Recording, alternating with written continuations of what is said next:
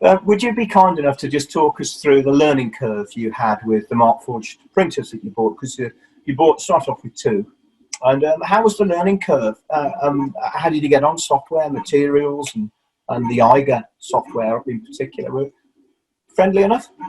Um, yeah, I think there's a number. I mean, if you can go back and do it again, you learn by experience. Don't you? I think you've really got to come at it from a few different angles. I think one is is the angle of your design. So how you design a part, and how you approach designing that for 3D printing. So you can't necessarily take a part that you CNC'd and then say, okay, I just want to be able to print this. So you've got to be able to design for printing.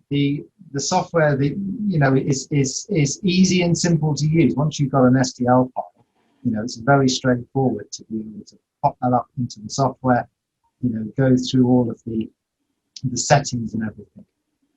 I think it takes more time and it's more complicated to understand if you want to start mixing materials, where you might put carbon fibre, where you may put Kevlar, how you might strengthen that part, etc.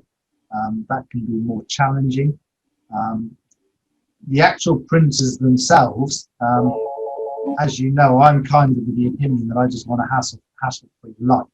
So like anything, things need looking at, servicing, etc. There's nothing particularly difficult, changing nozzles, changing valve and tubing, and the general maintenance of it. But I think it's quite nice to have something to come in and do that. The bed leveling is a nightmare, but that's just the way it is. It's just there's a lot we can do about that.